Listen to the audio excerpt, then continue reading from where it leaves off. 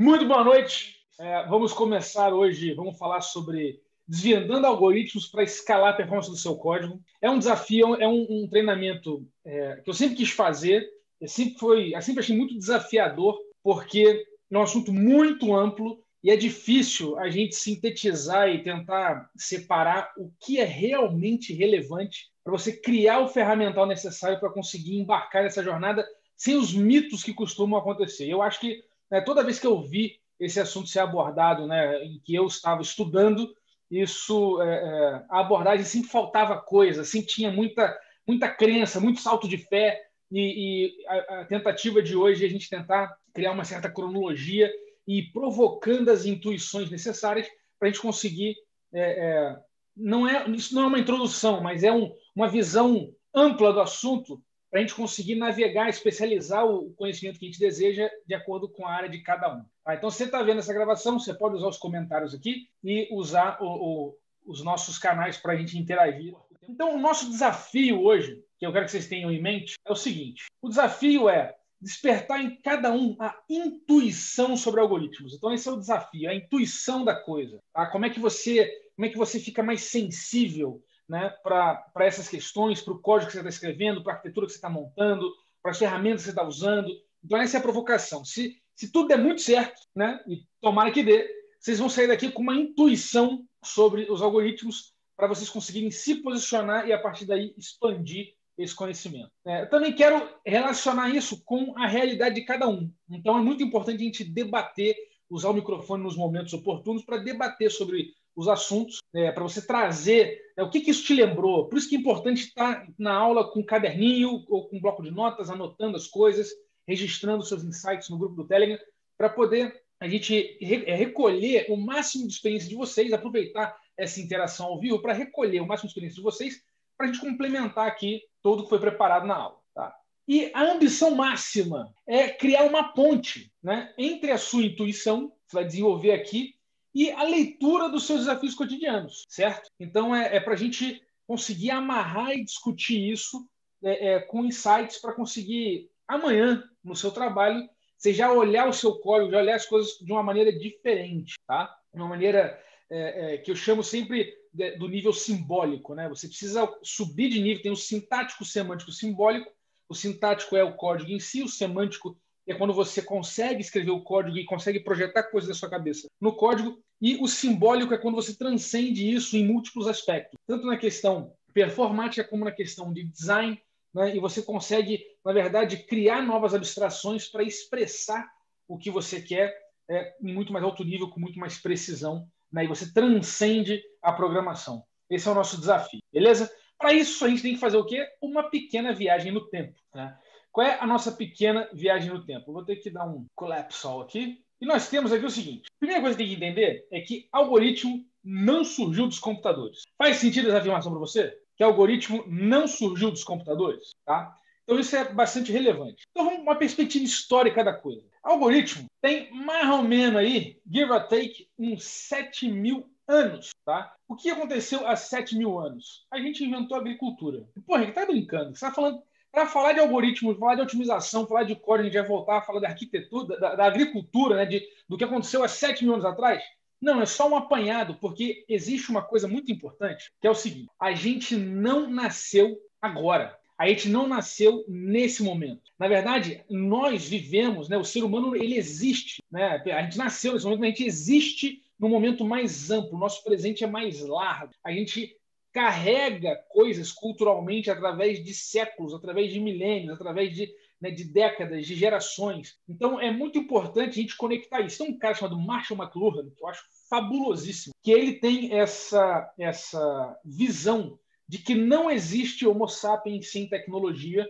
Né? Tecnologia não é um produto do Homo sapiens. Tecnologia é intrínseco do Homo sapiens. Né? Então, qual é a diferença entre produto e intrínseco? Né? A diferença é a seguinte: quando algo é produto, é algo acessório. Né? Quando algo é intrínseco, significa que não existe um sem o outro. Então, não existe ser humano, Homo sapiens, sem tecnologia e vice-versa. Então, isso é uma dança que não vem de agora, não vem do iluminismo, não vem de 300 anos, não, vem desde que a gente começou a se articular e começou a produzir linguagem. Né? Então, isso é uma coisa muito relevante. Por isso que é importante entender que essa questão que a gente vive hoje com algoritmos, os desafios que a gente tem, ele é um desafio contextualizado, mas é um problema que sempre existe. Sempre existe. Tá? Então, na invenção da agricultura, né, a vida deixou de ser real-time. E esse é o grande drama. Né? Naquele momento, a gente passou a ter consciência do tempo e começou a ter que trabalhar com a produção, né, do nosso trabalho direto.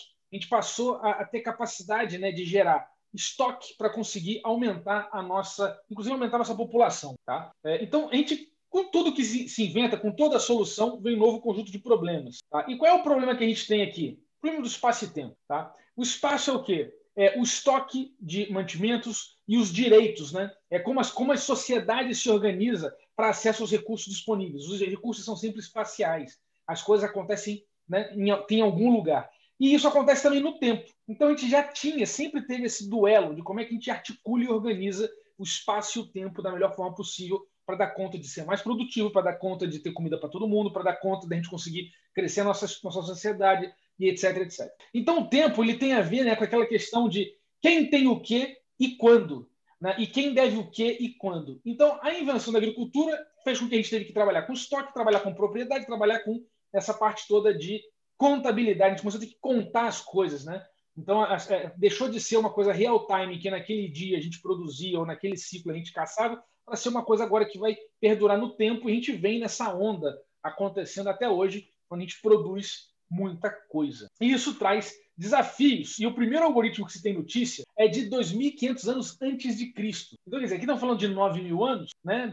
No total, 9.000 anos atrás, então 7.000, aproximadamente 7.000 antes de Cristo. E aqui é 2.500 anos que encontraram uma descrição de um algoritmo para realizar divisão, certo? Então, encontraram isso numa tábua de argila, né? Aonde? Na origem do mundo, na Suméria, né? No Iraque hoje, né? Que é na Mesopotâmia. Então, tudo como é. Quem lembra do colégio da quinta série, lembra como se fosse hoje. Mesopotâmia, entre o rio Tigre e Eufrates, onde o crescente fértil se manifestou e a agricultura foi inventada. Tá? Então, sim, as contas de armar que a gente aprendeu aos 6 anos de idade são algoritmos. Tá? E existem diferentes algoritmos para o mesmo problema. Quem sabe mais de um algoritmo para fazer uma conta de armar? Alguém conhece mais o algoritmo para fazer uma conta de armar? Sabe que é a conta de armar, né? Vou fazer multiplicar dois números, aí eu vou e desenho no papel, eu organizo visualmente no papel. Eu faço o quê? Eu elimino a memória e eu coloco a memória no papel e eu sigo um procedimento, passo a passo, para manifestar aquela operação. Tá? Então, o algoritmo funciona com qualquer número, de qualquer tamanho, de qualquer jeito, você só tem que repetir o procedimento. Eliminando o quê? Eliminando a exigência do esforço cognitivo. Você tem que ter atenção e executar o passo a passo das coisas. Tá? Então, existem diferentes algoritmos para o mesmo problema. E se você já viu algum vídeo nesses programas de TV, né, com aquelas pessoas que fazem grandes contas de cabeça, já viu isso? Um menino gêniozinho que faz uma puta conta de cabeça, tudo muito rápido, não sei o quê. Essas pessoas usam algoritmos mais eficientes, usam algoritmos diferentes. Elas têm um repertório maior de algoritmos para fazer contas de acordo com o tipo de número, com várias outras características do número que não seja uma coisa puramente genérica, como a gente costuma ter na continha de armar que a gente usa hoje em dia. Faz sentido isso para vocês? Sim ou não? Matheus está dizendo que não. Sim, eu sou professora primária. Ótimo. Então, eu estava só estalando o pescoço aqui. Então tá bom. Então de onde que vem o termo? O termo algoritmo vem desse cara aqui, que é dificílimo reproduzir o nome dele, né? Eu vou ter até escrito para ver aqui, que é Al-Rivarizmi. É um nome de ficção árabe. E esse cara fez o quê? Um matemático persa do século IX, que escreveu um livro chamado Al-Jaber, né? Al-Jaberot. Na verdade, se botar no Google Translate, né, para ver como é que ele pronuncia, você vê que é diferentaço.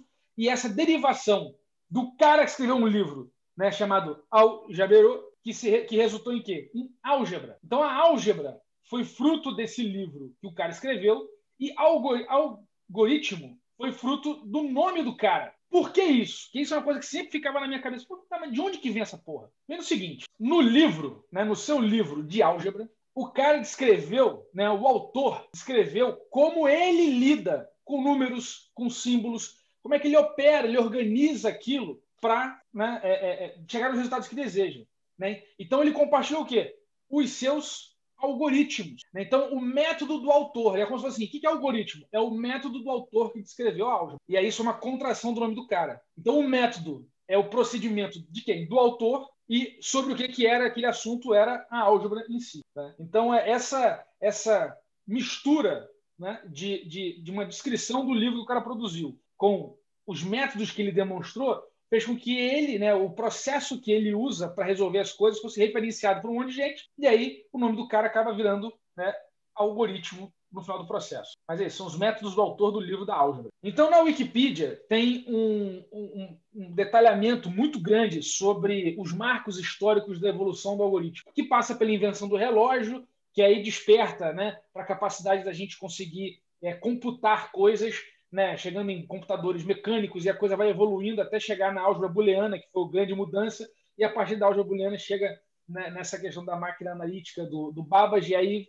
o resto é história, né, com Turing e tudo mais. Então, tem uma progressão que vem acelerando exponencialmente ao longo dos séculos, né, mas vem essa mesma tentativa do ser humano de sistematizar as coisas para que as coisas aconteçam de forma mais consistente. Esse é o desafio, no final das contas. Você, em vez de depender da genialidade de uma pessoa, você cria um método para que várias pessoas consigam produzir isso. Então, se você está na tua empresa no papel de gestão, né, se você está liderando a tua equipe, você é um líder técnico, né, a sistematização do seu meio de trabalho acaba sendo, de alguma maneira, um algoritmo, seja ele uma heurística, muito provavelmente, né, mas se baseando sempre nas restrições do entendimento do sistema como um todo. Tem um filme muito bom, que é o Ramanujan, né, o filme do Ramanujan, que é um cara que diz que ele tinha uma facilidade, uma intuição para a matemática, e é o cara que descobriu assim, coisas incríveis na matemática. O filme é muito bacana, acho que eu vi na Netflix.